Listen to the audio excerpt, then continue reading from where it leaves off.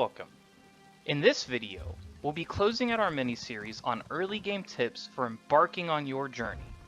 We'll be discussing levels 5 through 10 and what you can do in that span of time in order to best capitalize and set yourself up for success in the world of ESO. Getting right into it, being a member of the Fighters or Mages Guild, at level 5, they will offer their respective quest lines. These can be accessed in your Alliance city of Volkogard, Daggerfall, or Davon's Watch. The rewards for doing these quests ranges from gear to access of other zones such as Ivea or the Earthforge. I recommend getting a jump or a start on these as soon as possible. Getting to level 6, you'll gain access to the crafting certification quest lines offered in Volkogard, Davon's Watch, Daggerfall, or most any other DLC's main city. These are an introductory course to the crafting system of Elder Scrolls Online. Crafting certification will cover the collection, refinement, creation, and deconstruction of craftable materials in ESO. Starting with Melaneth, she'll cover the equipment portion of the crafting system, blacksmithing, clothing, and the woodworking professions. Moving on to Danelle, he'll cover your consumables portion of the ESO crafting system, such as provisioning, enchanting, and alchemy. The final certification is the jewelry skill line. You'll need access to the Somerset DLC by either owning the chapter or subscribing to ESO+. Felarian will teach you how to utilize the jewelry crafting skills similar to how Melaneth and Danelle covered both equipment and the consumables professions.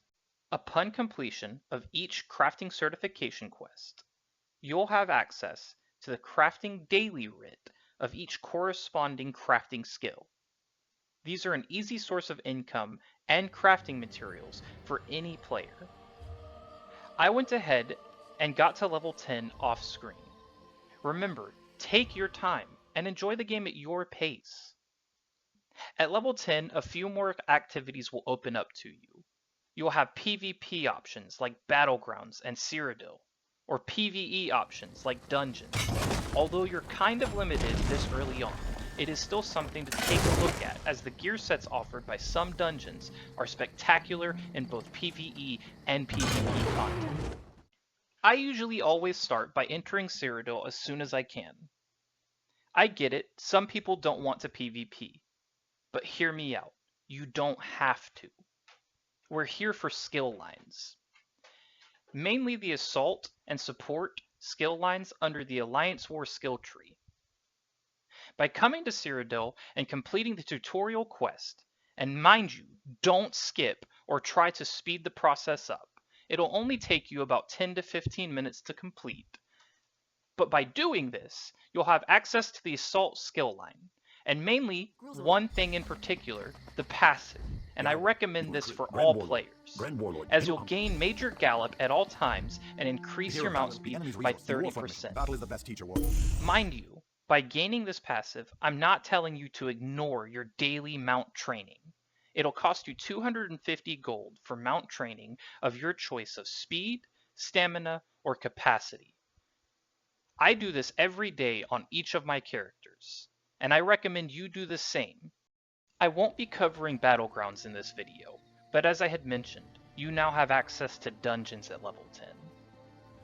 So you'll want to find the Undaunted in one of your starter cities, usually Daggerfall, Volkogard, or Davon's Watch, which has become a running theme here.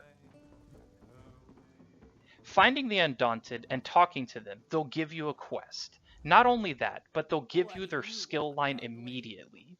Complete this and continue to do dungeons to progress this skill line, and you'll have more access to even more skills and passives that will help you in your PvE and PvP playthrough.